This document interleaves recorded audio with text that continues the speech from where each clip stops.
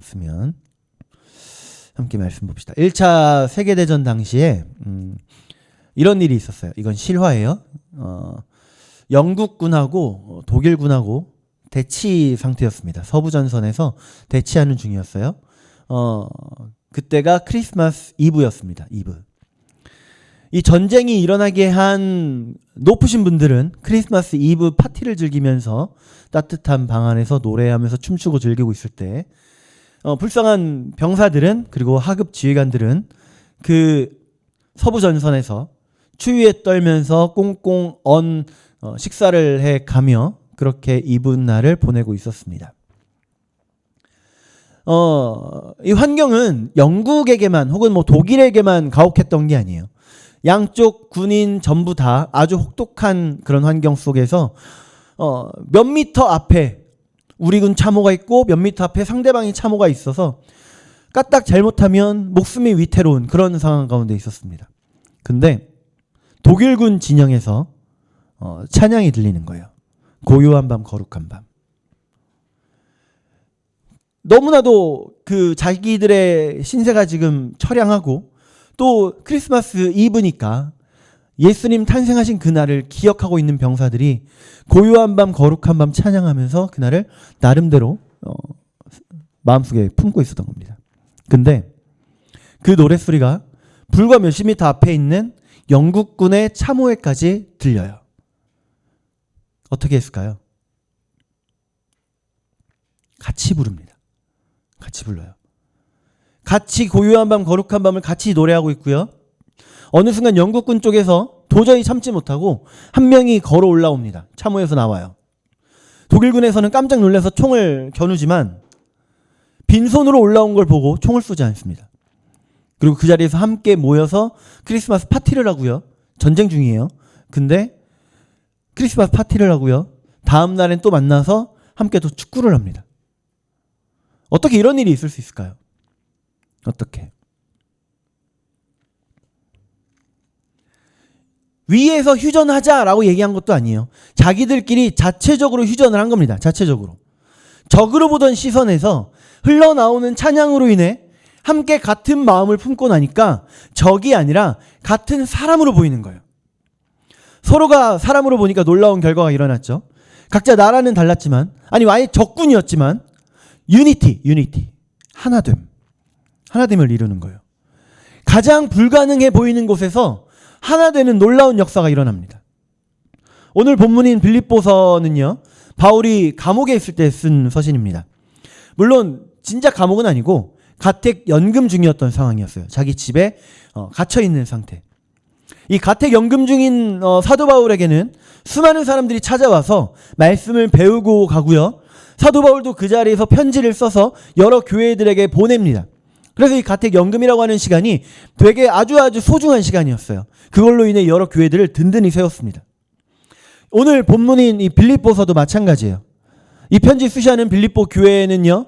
바울이 직접 세운 교회고요. 그래서인지 알 수는 없지만 그 빌립보 교회는 사도 바울의 선교 사역에 물심양면으로 돕습니다. 열심히 도와요. 여러분 빌립보 교회라고만 하니까 이게 무슨 교회인지 잘 모르시겠죠? 빌립보 교회에 누가 있냐? 여러분 자주장사 루디아 아시나요? 자주장사 루디아.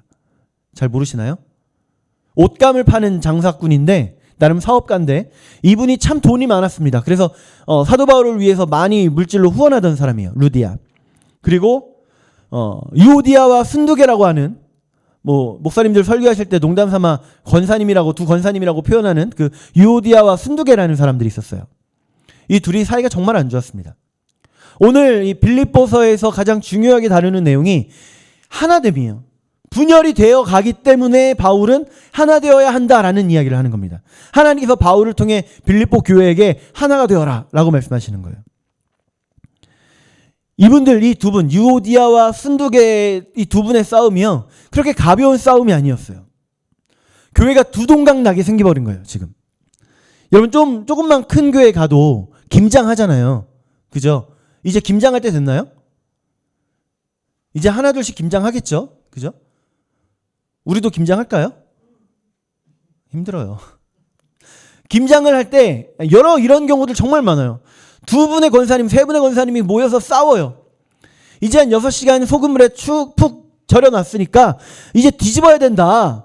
뭐 이런 얘기하는 분도 있고, 아직 아니다. 지금 뒤집을 때 아니다. 좀 더 있어야 된다. 하나도 안 절여졌다. 이런 분도 계시고, 심지어는 아유 다 절여졌네. 그냥 이대로 양념 버무려야 돼. 라고 하시는 분도 있고, 한번 씻어야죠. 어쨌든 이런 싸움이 김장할 때도 정말 많아요. 그렇지 않아요? 양념 속을 이렇게 버무리는데 맛을 보더니 이거 소금을 더 넣어야 되겠다 하시는 분도 있고, 아니야 소금 넣으면 맛없어 새우 더 넣어야 돼 라는 분도 계세요. 정말 잘 싸워요. 한 명이 포기할 때까지 싸웁니다. 우리는 아직 그런 경우가 없죠. 빌립보만의 문제가 아니라는 거예요. 우리 가정이나 우리 직장이나 우리 교회 안에서도 있을 수 있는 이야기입니다.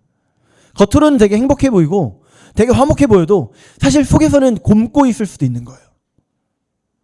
아마 이미 서로 으르렁거리고 있는 상대가 있을 수도 있겠죠. 도대체 왜 그런 현상이 일어날까요? 왜? 전 3가지 마음이 있기 때문이라고 생각합니다. 나만 내세우려고 하는 이기심, 다른 사람하고 비교하려고 하는 경쟁심, 네 편 내 편 가르려고 하는 당파심. 우리 교회는 아직 없죠. 그죠? 우리 교회는 아직 없죠. 있는 게 신기하죠. 있는 게 신기해요. 근데 지금 얘기를 해야지 나중에 부흥한 다음에 얘기하면, 그 일 벌어진 다음에 얘기하면 그분들 속으로 생각할 거예요. 아이고 목사님이 나를 까는구나. 교회만이 아니라 가정도 마찬가지. 우리 집 얘기 같죠 다. 그죠? 괜찮아요. 2000년 전에 빌립보 교회도 마찬가지였습니다.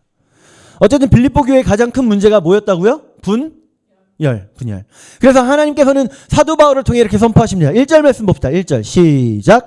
그러므로 그리스도 안에 무슨 권면이나 사랑의 무슨 위로나 성령의 무슨 교제나 긍휼이나 자비가 있거든.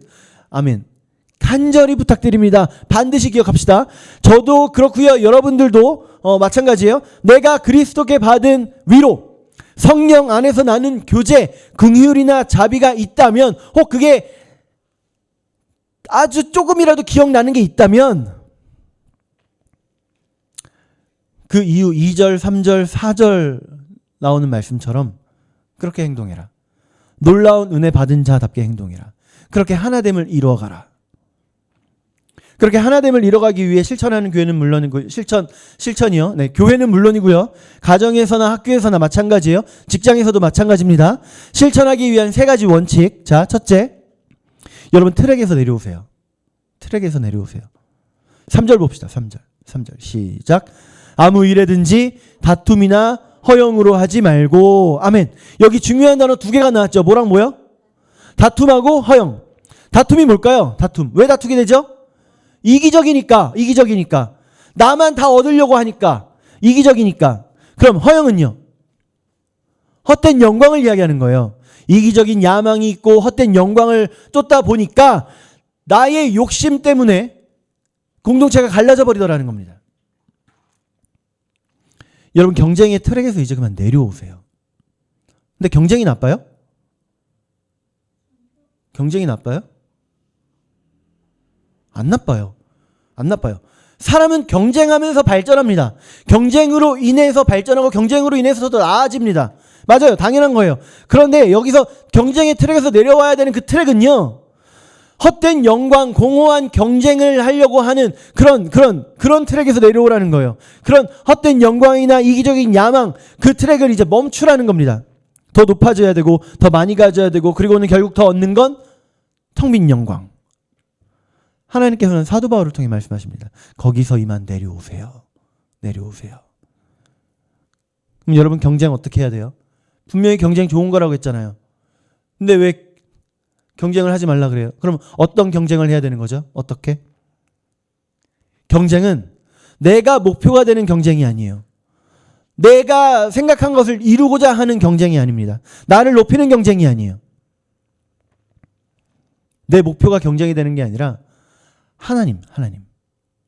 C.S. 루이스가 유명하신 분이죠. C.S. 루이스. 누구죠? 교수님이시고 책도 많이 쓰셨어요. 근데 그 책들 중에 우리가 아는 책 제목 하나 있죠. 와우. 맞아요. 순전한 기독교를 저도 정말 잘 재밌게 읽었지만 진짜 유명한 건 그건 크리스찬들 사이에서 유명한 거고 진짜 유명한 건 전 세계 사람들 웬만하면 다 아는 나니아 연대기. 영화로도 나왔던 그 나니아 연대기. 그거 쓰신 분이에요. 이 C.S. 루이스가 그렇게 뭐 판타지 소설을 그런 소설을 쓰고 읽고 그랬던 사람은 아니지만 다 내려놓고 어린 아이들을 위한 책, 신앙 서적 이런 나니아 연대기 같은 책도 쓰게 돼요. 사람들은 C.S. 루이스를 무시하기 시작합니다. 무시하기 시작해요. 에이 저런 책이나 쓰는 사람 이렇게 무시해요. 심지어는 판타지계에서는 거의 뭐 대부로 불리는 사람인데 J.R.R. 톨킨 누군지 아시나요? 반지의 제왕 그 원작자 반지의 제왕 이분이 판타지에 대한 거의 세계관을 완성해 놓고 그 이후로 나온 판타지 영화나 소설이나 그런 것들은 그 선에서 놀아요. 대단한 분이에요. 대단한 분. 그분조차도 C.S. 루이스를 무시합니다. 못마땅하게 여겨요. 근데 복음이라고 하는 그 본질을 루이스는 받고요. 그 복음이라고 하는 본질을 전하기 위해서 자기의 덕망, 자기의 위치 다 내려놓고 아주 쉬운 책도 쓰기 시작하는 겁니다. 평생 40권 이상의 책을 썼고요. 심지어 그 대부분의 책들이 회심한 이후에 쓴 책이에요. 지금도 C.S. 루이스 책 하면 뭐 많은 성도님들도 읽고 많은 목사님들이 그걸 소장하고 있을 정도로 되게 좋은 책이죠. 여러분 우리 잘못된 경쟁의 트랙에서 내려갑시다. 하나님께서 우리에게 원하시는 경쟁은요. 하나님을 높이기 위한 경쟁이고요. 하나님께 영광 돌리기 위한 경쟁입니다. 잘못된 경쟁 이제 그만 멈추고요. 복음이라고 하는 구원의 본질을 위해 경쟁하는 우리가 되기를 축복합니다. 두 번째예요. 하나님을 잃어가기 위한 하나됨을 잃어가기 위한 실천. 두 번째. 거울이 아니라 유리창을 봅시다. 유리창. 유리 뒤에 똑같은 유리지만 유리 뒤에 은이나 알루미늄을 덧대면 통과가 안 되고 나를 보게 되는 거울이 됩니다. 그게 거울이에요. 반사층이 없으면 똑같은 유리예요. 나만 보는 거울이 아니라 타인을 보는 창문이 필요합니다. 타인을 보는 창문이 필요해요. 3절 말씀 우리 한번 같이 볼까요? 3절 시작. 아무 일에든지 다툼이나 허영으로 하지 말고 오직 겸손한 마음으로 각각 자기보다 남을 낮게 여기고. 아멘. 남을 나보다 낮게 여겨라. 낮게가 지읒받침이 아니에요. 시옷받침입니다. 그래서 나보다 아래가 아니라 나보다 위로 여기라는 거예요. 나보다 위로 여겨라. 나를 귀히 여기고 나를 소중히 여기는 것 좋아요. 아주 중요합니다. 나는 아주 중요한 존재예요. 소중한 존재예요. 그런데 다른 사람을 높일 수 있어야 돼요. 나만 귀하고 나만 소중하고 나만 뛰어나면 문제입니다. 내가 최고고 다른 사람들은 다 죄송해요. 다른 사람들은 다 어중이 떠중이로 보이면 문제예요. 나는 확실한데 다른 사람들은 답답해? 그거 문제예요. 여러분 그렇다고 해서 나는 무가치하다, 나는 보잘것없는 인간이다, 뭐 그런 자학하라는 얘기 아니에요. 그렇지만 여러분 나만 보던 거울에서 그 반사판 좀 제거해 봅시다. 반사판을 제거한다는 건요. 유리 너머로 나의 관점을 알아서 한번 할게요. 유리 너머로 관점을 돌리면 딴 데 쳐다보고 있는 은혜지가 보인단 말이에요. 됐어요? 이제 그만해요. 네. 그렇게 우리의 관점을 전환하는 거예요.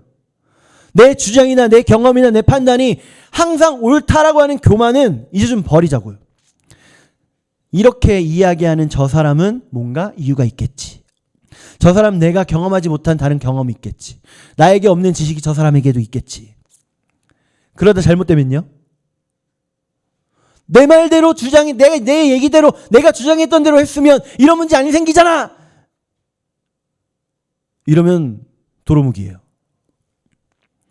내 말대로 했으면 문제 정말 안 생겼을까요? 내 말대로 했으면 완벽해요? 어떻게 보장해요? 여러분 영화 신들러 리스트 많이 들어보셨죠? 실제로 보신 분은 아마 거의 없을 겁니다. 근데 듣기는 많이 들었을 거예요. 이 영화 신들러 리스트의 신들러는요. 유대인이 아닙니다. 독일인이었어요. 근데 이 신들러는 부자였고요. 또 사장이었습니다. 그리고 그 회사 안에는 유대인들이 많이 있었어요. 점점 살아가면서 보다 보니까 나는 배불리 먹고 편안하게 사는데 이 유대인들은 착취당하고 고통당하고 끌려가고 이렇게 너무 어렵게 사는 거예요.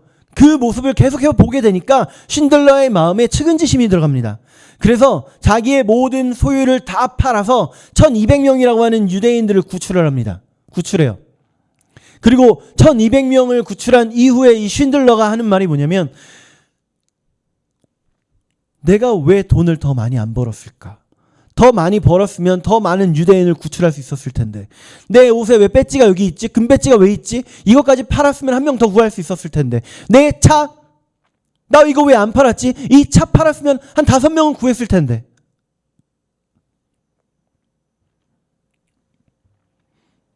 우리 교만 내려놓고요, 겸손한 마음으로 각각 자기보다 남을 낮게 여기는 저와 여러분들 되기를 축복합니다.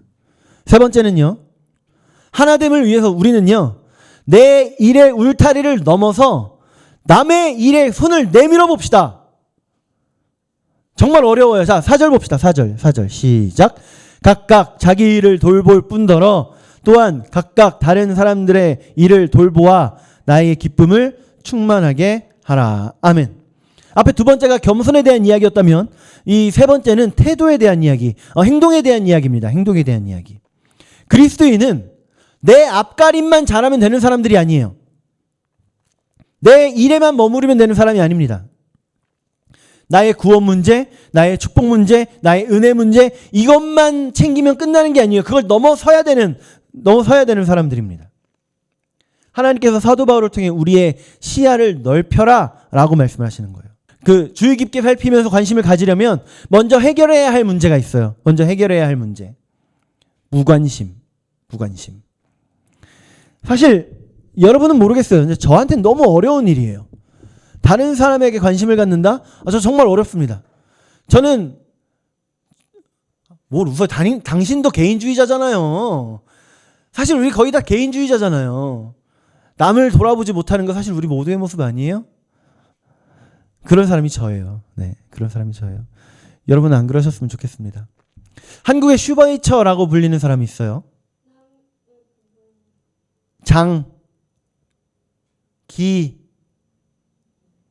여기까지 얘기했는데 모르는 거 아니에요?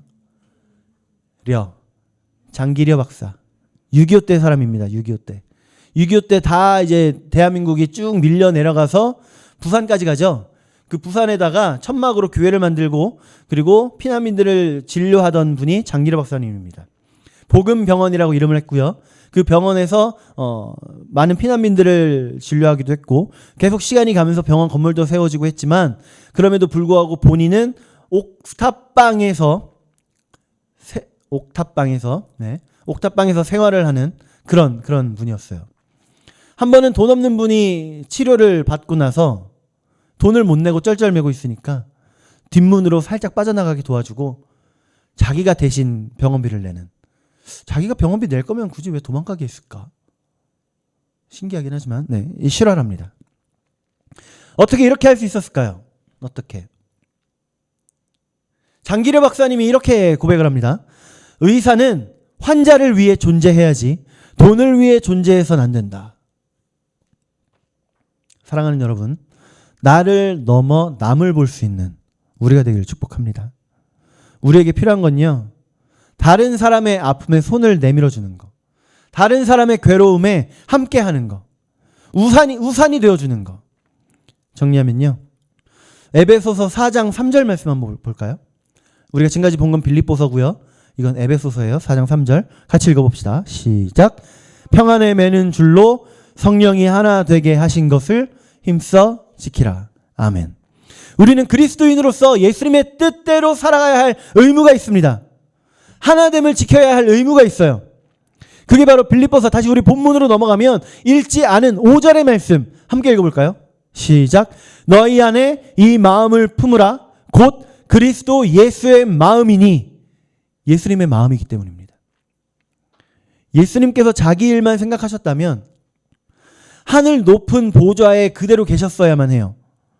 하지만 그분은 다툼과 허영이 아닌 겸손을 택하셔서 내려오셨습니다. 우리를 자기보다 낮게 여기셔서 우리의 죄와 우리의 고통이라는 남의 일을 돌보시기 위해 이 땅에 오셨어요. 마치 1차 세계대전 그 전쟁터 같이 크리스마스 이브 그 참호 속의 영국군과 독일군들이 크리스마스 캐롤로 인해 하나 됐던 것처럼 예수님의 마음 품고 온전히 하나 되는 저와 여러분들 되시기를 축복합니다. 그렇게 해서 우리의 가정, 직장, 학교, 교회, 나의 중심이었던 이기심의 전쟁터가요, 우리 중심의 공동체로 변화되는 그 변화의 중심에 우리가 있으시기를, 여러분들이 있으시기를 축복합니다. 이번 주도 숙제 드릴게요. 숙제. 근데 여러분 숙제 나름 하고 계시죠? 그럴 수 있어요. 그래서 이 숙제 검사를 가끔씩은 좀 해야 되겠다. 네. 물론 저도 까먹을 때 정말 많아요. 네. 혹시 제가 까먹으면 여러분들이 저한테 숙제 검사를 좀 해주세요. 자, 이번 주 숙제 첫 번째. 일주일 동안 하루에 10명의 사람에게 칭찬하기. 10명. 나 하루에 10명도 안 만나는데? 그죠? 정말요? 당신의 학원에 10명도 안 돼요? 10명 넘어요. 네. 커피, 카페에 이렇게 오는 사람 10명 넘죠? 네. 학교에 반 친구들 10명 넘죠? 네. 그 고객들이 올 때 10명 넘죠? 안 넘어요? 그럼 같이 일하는 사람 10명 넘죠? 안 넘어요? 큰일 났네. 화이팅 하십시오. 네. 그리고 나를 불편하게 하는 사람. 이 사람 지금 딱 떠올랐죠, 지금.